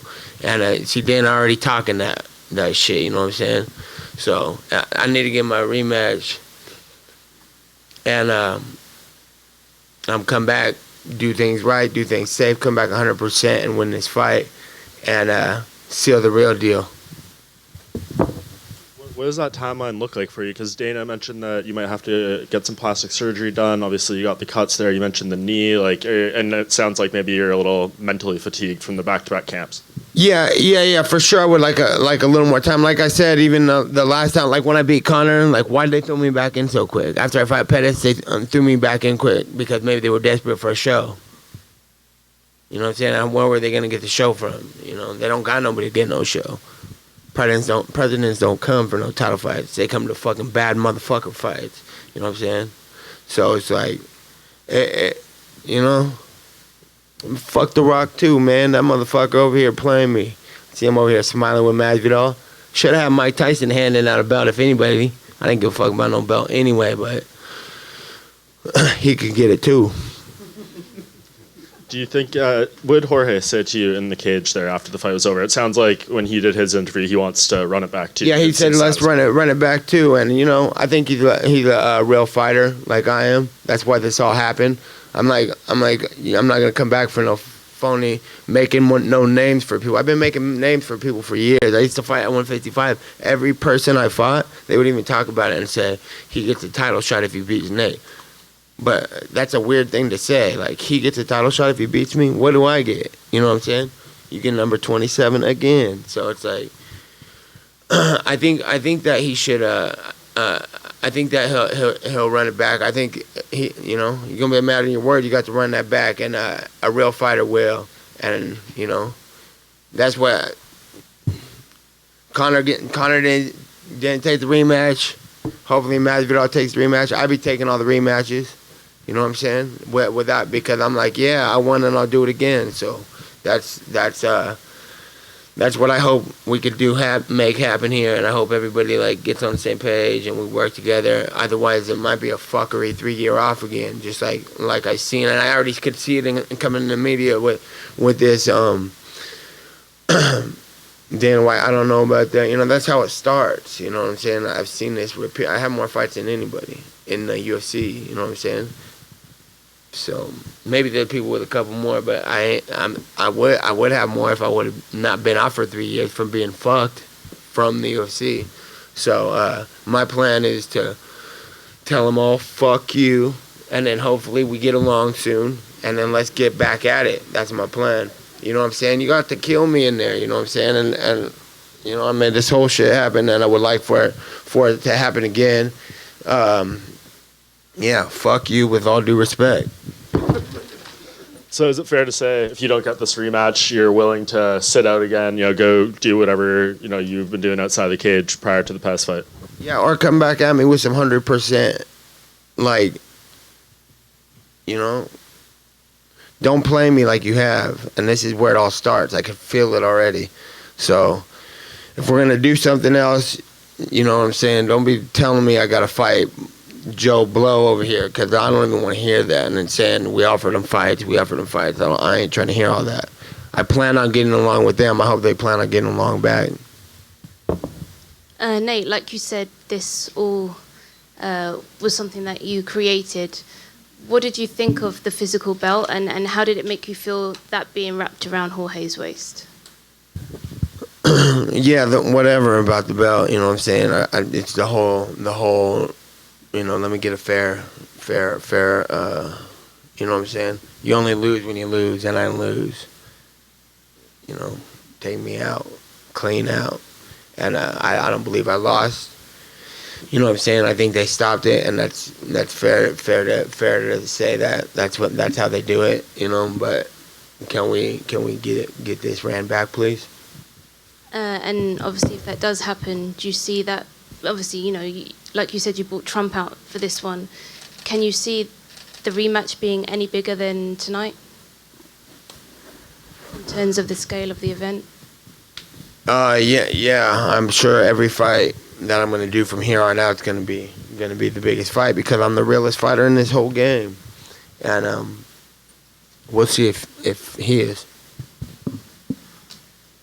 Nate, back over here to your right. Can you just talk about? I know it was a topic all week, but coming out of here from Sacramento, Stockton, just to be able to headline the Garden and what that meant, and then to actually do it tonight, even though it ends on terms that you wish didn't happen. I mean, just what did it mean to step foot in that Garden and just see everyone? It was great, and it's great. All the love I get from the people, from the fans, from even the media. Everybody been showing me love the whole time, and recognizing that I've been here for long. I've seen articles from all you guys, and it was cool as hell, and I still got the love, even coming all the way out to the East Coast, banging on everybody, you know what I'm saying, West Coast and all over the place, and it was still love, and I appreciate it, and I just did all that too initially to start the fight, to get the fight, because they're not giving me no fights, you know what I'm saying, and I know they're not going to give me another good fight that I want, because I've already been through it, so it's kind of like...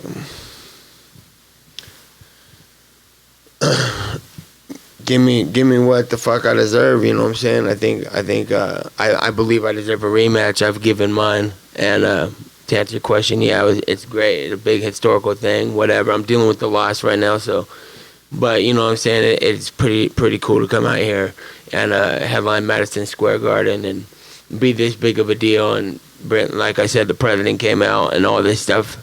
Man, ain't no president never came out for no fight, you know what I'm saying?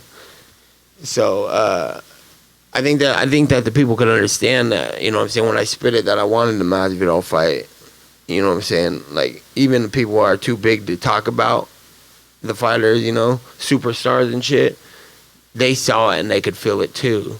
That's what drove the president here. That's what drove anybody to watch, because they're like, no, we know, because a lot of these, I see superstars all the time, and I find out they know me and like me, and they give me shouts out and shit, and I'm like, because as long as they've been superstars, 15 years ago, they wasn't even superstars yet. They was watching me on TV fighting people. So they see, and that's what I believe brings all the attention, is that they could hear and they could feel the real. And then my final question: do you know how many stitches you had tonight? Same as always, 6 or 7 or 8. I don't know. Fuck, nigga, I got unlimited record for stitches, but you sneeze on me, I bleed. So, it's not a thing. Hey, Nate. If the fight wasn't going to get stopped, what was going to be your game plan for the 4th and 5th round? Well, I swear to God, I initially was like, man, I hope I haven't been running, because my confidence wasn't as high as it is, because I'm running and I'm putting these miles that people can't keep up with, except for Jose and Allen. but when I'm like that, I could go 95% for the whole time. You know what I'm saying? So this time there was like little bump ups, how hard I was gonna have to tell myself, okay, ease up,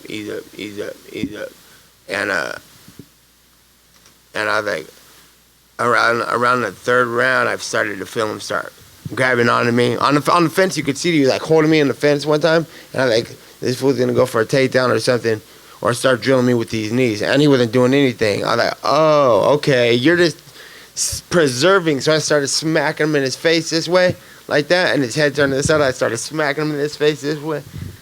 Not even technical fighting, schoolyard. Like, oh, you're gonna just hold me? I'm just gonna smack you in your face as many times. So, and on the bottom, and I was hitting him. I was like, "Where you at, motherfucker?" And then he spit it back. Oh, I'm right here. You know what I'm saying? I'm like, okay, I hear you starting to fade away. I think it's gonna start getting better for me. And then I go back to my corner, and I'm telling my corner over here, they're talking to me. I'm like, hey, Ken, let's calm down a little bit, because I always get a ruckus out the corner because I bleed everywhere. And so I'm like, hey, let's just chill so I could breathe. And I'm looking over here. I'm like, yeah, I think this guy's easing up. I think if it's going to get better for me, it's going to start getting better for me right now. And then the guy's like, oh, I'm like, no, we good. We good. And he's like, okay, we're good. And we goes over and he stops the fight. And I'm like, dude, are you fucking kidding me? That pisses me off. You know what I'm saying? It makes me really mad. One more question, Nate. What's it like being a new dad and also a fighter? Has that changed you at all? Yeah, I don't got nothing to do with it, though. This is a fucking fight game, you know what I'm saying? I hate when people be holding babies and shit, telling everybody, you know what I'm saying? Them babies don't need to be watching no fighting. It ain't got nothing to do with it. I don't need no baby pity either. You know what I'm saying? They don't need to know about none of that shit. There's war. All the way war. You got to kill me. Didn't get killed. You know what I'm saying? On the biggest stage, on the biggest thing ever, and it just irritates me. But in the defense for everybody else, I shouldn't have got hand cut. But if I had the confidence, like I said, to go in there, I could have had more better movement, like with the Pettis fight, and I could have been like, you know, strategic. Right here for this fight, I'm going to tell you what happened. I was like, I have to stop training about 2.5 weeks ago. Like, I just have to stop training, and I'm going to make it to this fight. Most motherfuckers would have pulled out, you know what I'm saying? But I'm like, I'm going to make it to this fight, because you know what would happen if I didn't make the fight? That would be weak. Ain't no bad motherfuckers pull out of fights, you know what I'm saying? The second Conor McGregor fight, I was fucked. He ran for his life now, you know what I'm saying? He ran for his life in the fight, and then he went off to go on you know what I'm saying? I can't be mad at him for going and making millions and millions of dollars. What, you know what I'm saying? So that could be justified like that. I'm like, okay, you had to do what you had to do. But me as a fighter, I can't live with that. You know what I'm saying? I'm like, if I got choked out on my face and it came back and won a decision, that doesn't justify it for me. I have to beat you. You know what I'm saying? And that's just like this fight. I'm like, if you know what I'm saying? I'm going to come get all my hundreds of $1 million after I finish, because you killed me. So that's how I feel about this one. Hey, Nate, just over here, just sort of going off Conor as well. Also, you know, with Dana White saying that he's not too interested in this rematch, and you saying that you don't want Joe Blow, you want someone sort of 100%. You know, could this be time for a Conor trilogy potentially? Would that interest you? Look, if anything else, I'm doing rematches only that I never got back, you know? But I would like this one. Also, you mentioned before that The Rock can get it as well. What exactly did you mean by that? What was it that The Rock did? Nigga, he's on that side. Fuck him. I'm on the West Coast side. Mike Tyson should have been here anyway. He's the baddest man on the planet, right? He should have been the one. He should have been the one over here. I'm over here on The Rock, huh? You guys caught me under a bad time, but you know what I'm saying? The Rock's cool. I like ballers. You know what I'm saying? But he picked the wrong side. He picked another side, so he could get it too. He could get his ass whipped too, straight up. With all due respect, he could get it too. And sorry, just one more follow up on that. Was it him smiling at Jorge? What do you mean by him? No, I just know he was on his side. He's got to be though. He's from the same town and all that. Saying he got to be. But you know, you on his side, fuck you. Oh, one last question, right here in front. You did say you got 5, 6, 7, however many stitches you're not sure about. How bad is the upper brow? Because Dana was like, yeah, it looked like it was hanging off. He's full of it. Always full of it. But when he said that to me, I looked at my boy and I was like, it's the same as every cut. It's the same thing as every cut. I have the same cut every time. After I lost, fought Pettis, I went back and trained like a week later, and I split it right back open. You know what I'm saying? Like halfway, I was like, damn, this thing cuts right back open every time. And then when he said that to me, he I look like your eyeball doesn't fall out. I looked at my homie. I was like, hey, is my eyeball about to fall out? And he's like, no, it's the same like last time. I was like, man, this dude's being over dramatic about it. So that's what he does though. He goes like, oh man, I think that he didn't stand a chance in there, man. It's good that he stopped doing. They didn't. Like, how many fights you been in, Dana? Nate over here. How did it feel to have Nick walking you out? Nick, it's better to have Nick around all the time, always. So, This is what I've been thinking about the whole time from when he fought KJ. He went and got the surgery on his eyes after that fight too, because he was cutting every fight wide open. Yeah, after that he did. He did his thing. Yes, Nate. It seemed like there were a couple of instances during the fight where you and Masvidal said stuff to each other. Do you recall any of the other things that you guys said to each other? No, a couple of times I had stuff to say. He had stuff to say back, so it's cool. But the last thing he had to say was a little less. You know what I'm saying? He didn't have too much breath in there to be spitting it. That's when I went. That's when I knew. I was like, okay, things might be getting better for me right now. And also, you mentioned that if you don't get the Masvidal rematch or McGregor, you said there are a couple other rematches that you haven't gotten that you were interested in. Which ones? No, I just never have got rematches. I lost to wrestlers over the. That's when I said back in the day, like I ain't fighting no more wrestlers no more, because they don't win the fights. They get a hold of you and they don't let go, and then I punch them in their face 100 times, and then they won for holding my hips or something. And I'm like, dude, can I get a rematch? No, we're not interested in that. I'm like, what? So I'm like, I'm not fighting no more lames. I'm only fighting killers. So it's like we can have a real fight. And last one for me. Like you said, you're not interested in Joe Blow, number 27. I don't think most people are either. Yeah, but I mean it though. Yeah, of course. The other guys are too broke because they don't open their mouths, and then they ask is he fighting number 27 get dropped down the scale. I'm like, no. I've been making too many names for too many people out here. You know what I'm saying? And then yeah, I don't know. Well, in that case, what other fights would interest you? Because it's not certain that you and Masvidal can get it going when, Right now, only that rematch is the only thing I'm interested in. Okay, thank you. Nate over here. I'm sorry. What do you say to the irony that something called the baddest motherfucker is decided by a cut?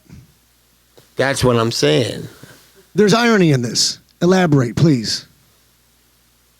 Is that? Come here, okay.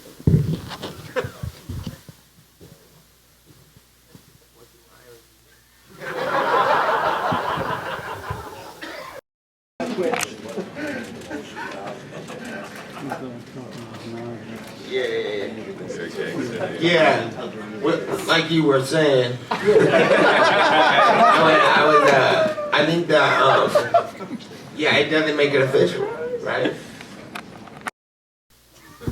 It's not official. Cause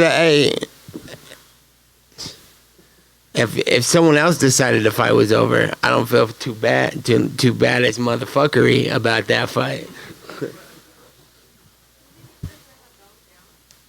No, for sure not. He deserves everything he gets, man. He's a great fighter and been around for a long time, and right on to him. You know what I'm saying? But hey, Jorge Masvidal, I'm coming for you. That's my plan from here on out. It's good talking to everybody. I'm gonna get going. Thank you very much.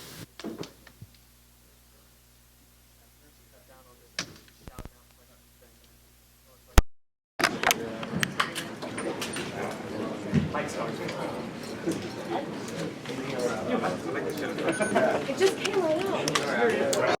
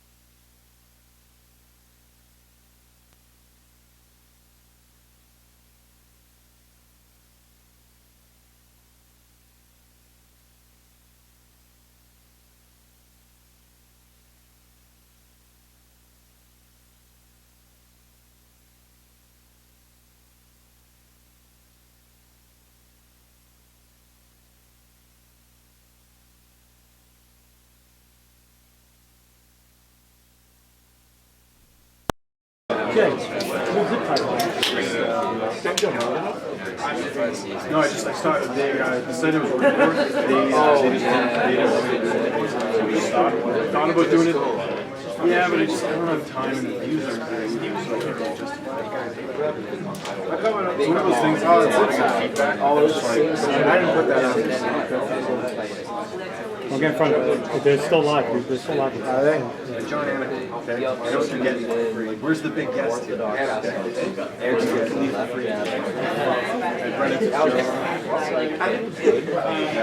had Pat Milicic for 2 minutes. Sorry, man. We're doing construction. Every time. Do well. Next to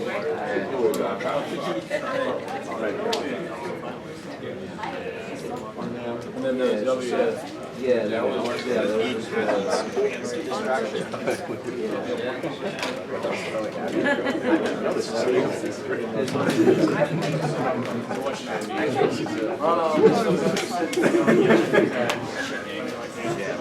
Inverse accent. Yeah, I remember.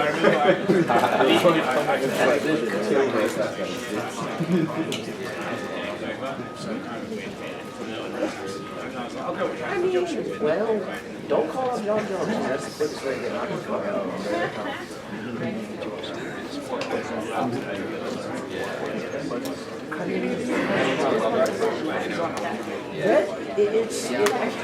I love dominance. I really do.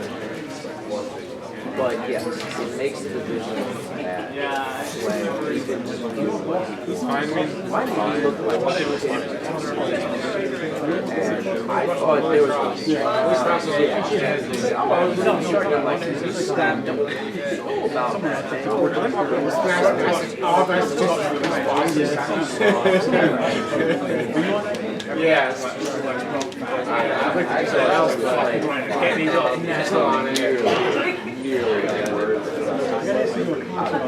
It's probably like I thought you were saying like actually really good. Yeah, we just not really want to go.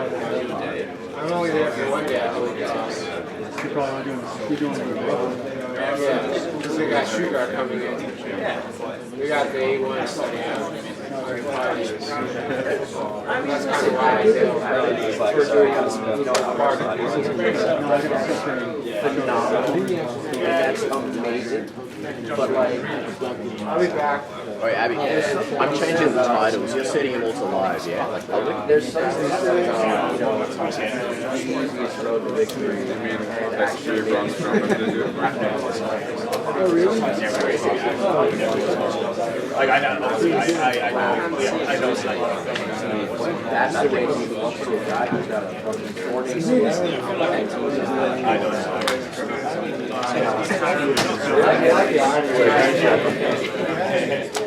He does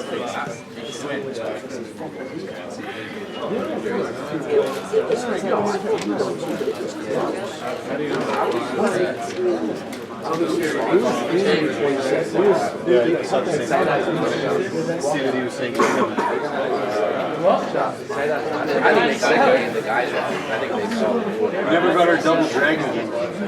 There's no way you can see that. One day, crazy week. Yeah, just let me know where you're going.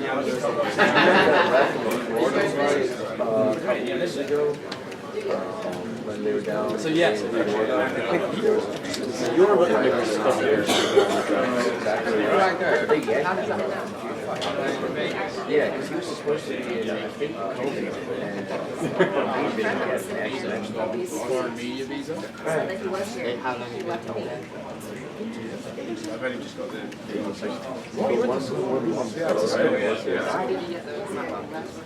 Bobby did.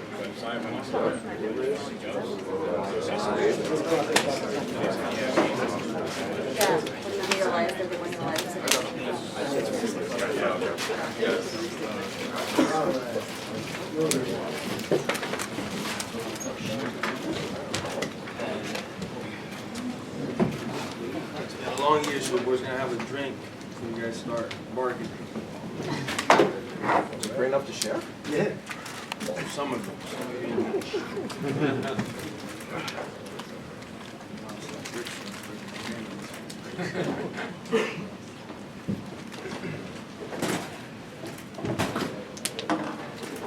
I made a nice little pop top. At the end of the year, I told myself I might drink at the end of the year. I didn't know it was going to be with this bathroom. I doubled it up.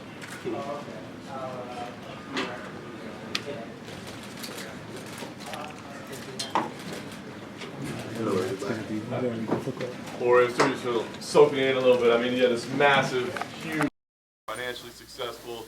You had a phenomenal performance in there. You won all 3 rounds, 10-8 in a couple of them. And then just the only thing that doesn't go right is to get the perfect ending, I'm sure, the way you wanted to get, a nice clean stoppage. So what is the emotion like right now? I mean, everything great except for maybe just didn't walk out of the cage you wanted. As far as painting my Picasso, I almost got to do it, I heard a lot of comments. I read a lot of media stuff, people talking about the later the fight goes, or if the fight hits the ground, or in certain situations, I'd be outworked or outclassed. Not happening. I want somebody to pull up a fight that I've faded in the 4th or 5th round. That's not going to happen. What happened in the 3rd was just going to keep happening in the 4th and in the 5th. Haven't eaten either, so. Oh, yeah. That's good pizza. Fuck yeah. So, I was ready to fuck him up. Keep going, man. Nate's a fucking dog, though. Because those same shots I've hit a lot of people, I fold them like a long chair. You literally got to kill that dude. I said in every interview leading up to this, or it wasn't a line, man. You got to kill that dude. Let's say you were smiling in there. It looked like you were having fun. I mean, you were talking a little bit. Yeah. How did the fight play out versus your expectations? You knew he was going to be tough, but it seemed like you were having success in most aspects of it. That's exactly how we saw the fight playing out. We'll touch him up in the chin. If he's still there after I touch him up in the chin, we'll work the body, and we'll go back to the chin. We'll win the wrestling scrambles. We'll win the clinch work.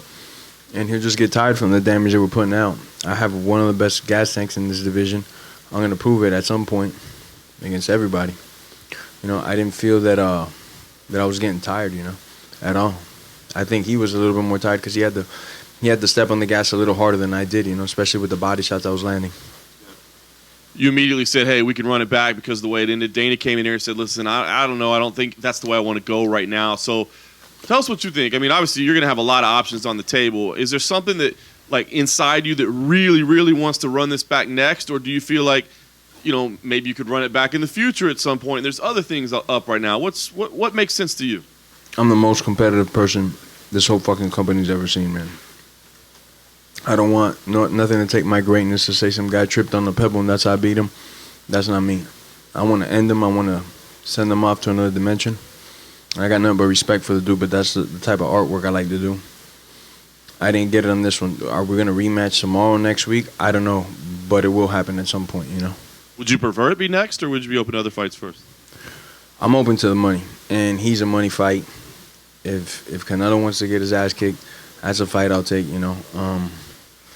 I'm just here to get the biggest checks possible. But Nate is in the future for a fact. We're doing it next year, the year after that, but it's going to happen. The last thing for me, Jorge, is as you were leaving, it was tough to see. It looked like somebody in the crowd went after you, or there was some kind of little incident off to the side as you were leaving the octagon before you made your way past press row. Do you know what happened over there? No, those are rumors, man. Ain't nothing happened. You just said if Canelo wants to get it, right? When did that possibility come into your mind? I can box. I can hit hard.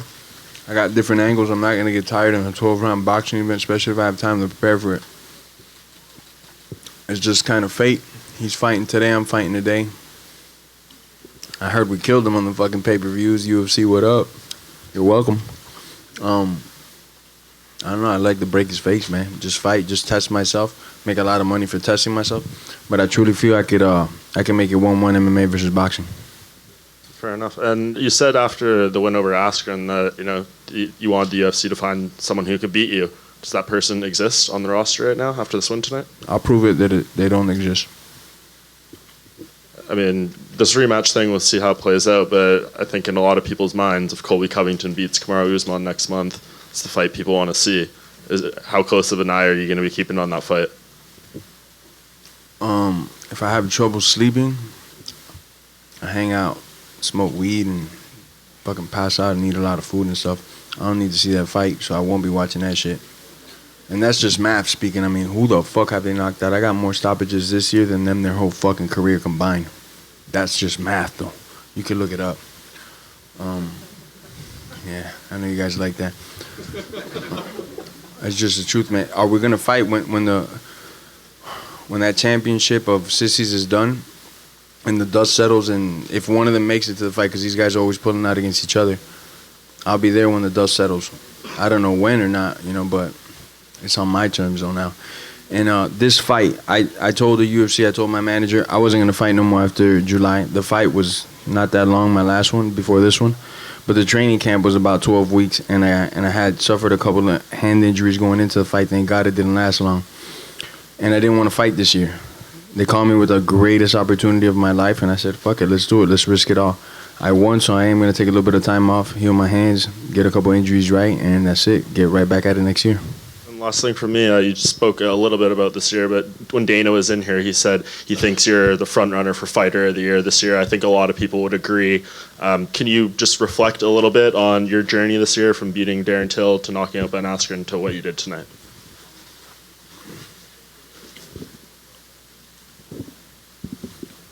I got a lot of things to do in my book before I close it off. Before I close this chapter and move on to the next in my life, I'm pointing in the right direction.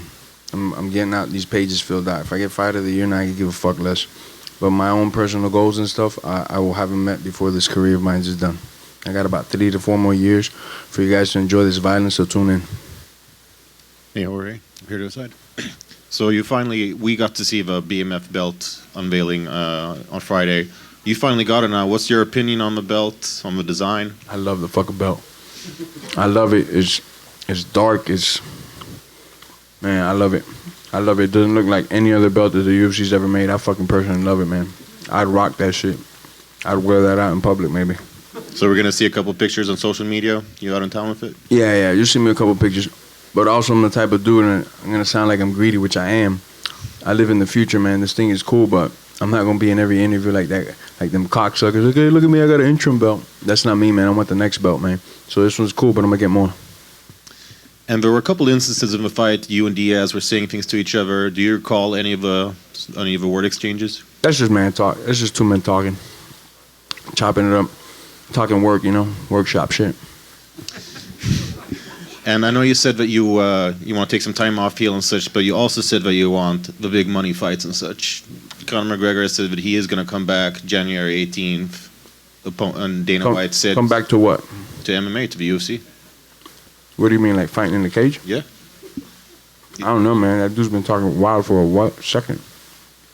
If he fights and gets a victory, and he wants this, and some of you motherfuckers are mean, man, because you know what the fuck I'll do to that little dude, bro. I'll fuck that little guy up, man. He's a fucking midget. Dana White, president of this motherfucking company, said I'm too much man for him. I get it why people want to see him hurt for the stunts he's been pulling. But he don't want this shit. He's just talking so he can get his name out there. He was cheering for Nate. He wanted to run it back with Nate. You think he's at home seeing that fight saying, I want to fight that dude? That dude ain't retarded. You see, he punches old people in the face because those are fights that he could win. He don't want this shit.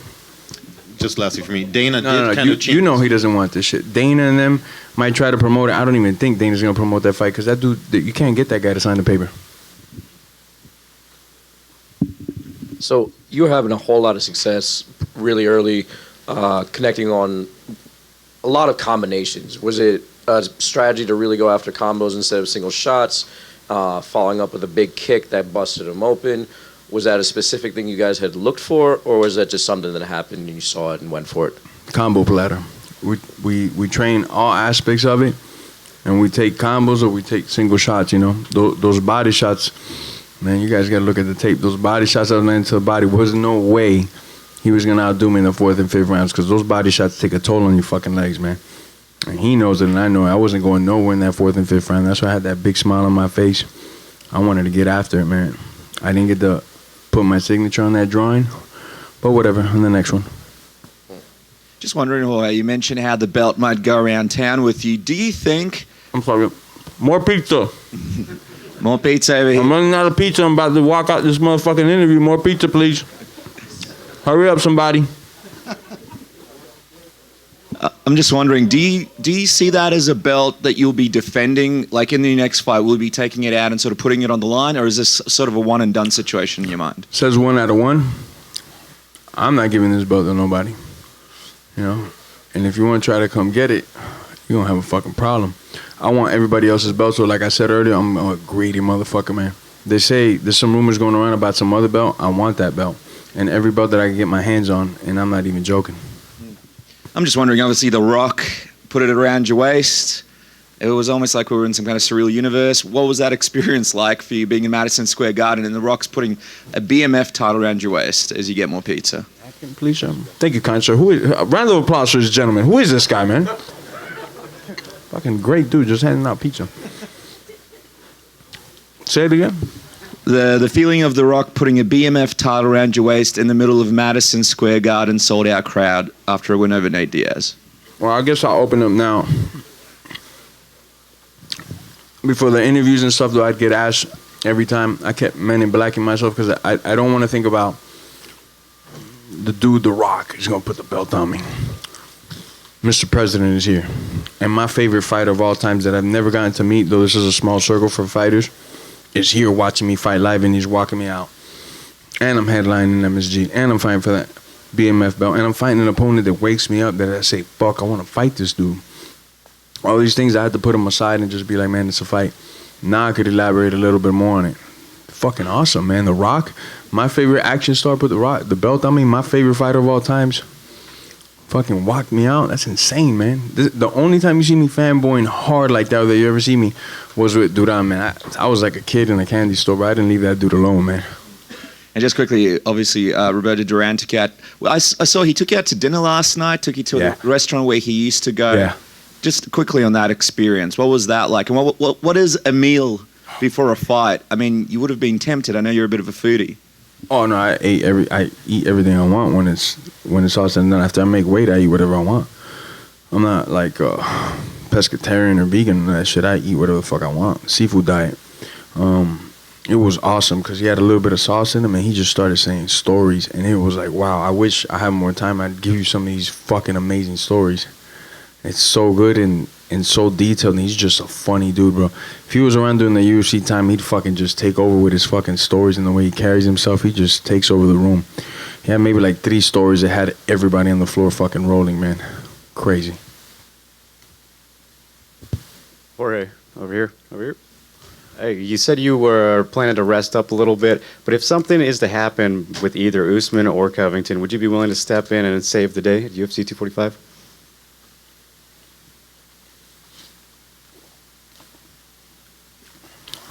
I'd be the hero they need, but they don't deserve, man. They'd have to whip out the checkbook like they haven't done it. My hands are fucked up, man. You know, I usually don't say too much about my injuries, but my hand is a little jacked up, man. I need some rehab on it. So if I was to get in, especially those crotch sniffers, I know I could hit them with a fucking knee or something. So I could do it, but they gotta. You know, Dana's not gonna like the figure. Neither's Hunter, the UFC. You know, so I'll put it out there anyway. So it's out in the universe. One of those sissies gets hurt, they gotta pay me, man. They gotta fucking pay me, man. You said you were one of the most competitive people of all time. Yes, sir. At any point tonight, how this fight ended, did you consider not accepting the belt? Nah. Not for a second? Nah, because I knew I whipped him too. If this was not a main event anywhere else, it's 3 rounds, I clear-cut won, you know? No doubt in my mind I won those 3 rounds. Okay, so if you run it back, the belt will not be on the line? You're keeping it no matter what now? That's just 1 out of 1, my brother. Okay. What do you do for the meanest motherfucker belt after this? Because that's me also. Jorge, over here, to your left. Where would you rank this moment among other moments in your career? It's up there. It's up there. There's a lot of moments that helped me get here that I maybe rank smaller, though they're little moments, you know? Some of you might not even know about them. But this is definitely up in the top 5 moments of my career, for a fact. And I know you had some reservations about fighting in New York, given what happened with the stoppage. Is that what you were possibly afraid of? Well, backstage, I kept asking the doctors, how bad was the cut? How bad was the cut? So they showed me a couple pictures, and then one of the doctors came and goes, man, don't worry about the cut. Me personally, he was taking too much shots. I was going to go in the fourth if he kept clipping him, and I was going to stop it because there's too many shots. New York, I know, has had some trouble in the past with deaths and stuff. So it's kind of like, man, I had him on both angles, you know. And what did they want me to do? And then New York, they fucking turned on me, man. Boo the doctor and shit. Don't boo me. I'm the one that did the fucking damage. It's not my fault. I want to keep going. I'm a fucking dog, man. I want to see the person with no life in him when I'm done. It's not my fault. Y en español, el público latino te ha estado apoyando mucho, especialmente en esta etapa. No sé si quieres usar esta plataforma y decirle algo al público latino que te ha estado apoyando tanto. Morgan, translate for me.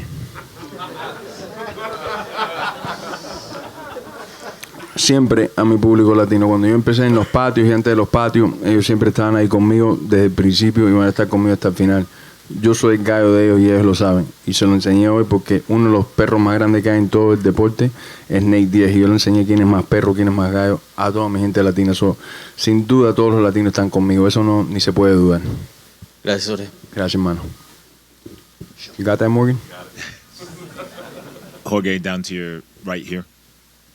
2019, well, last 7 months of 2019 have been phenomenal for you, where you've racked up 3 wins against three of the biggest names in the promotion.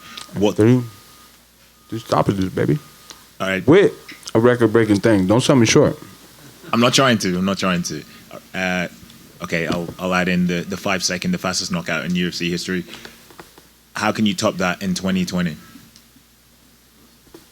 I meant his entire run. No, 5 seconds. It's getting top. The same way that gentleman there, Abraham Count, with my team, when I came back into this into the sport after the step back, I went in detail with what I was gonna do and the things that I would do. And at first, though, they're my peoples. They love me. I love you, George. They were like, man, you're a little fucking crazy, man. You're fucking 34 years old. You've been doing this 16 years. I said, just give me a chance. Just get the toughest fights out there and watch what I do. I had a good run in 19. It's gonna be better 2020. I guarantee you that. Thank you.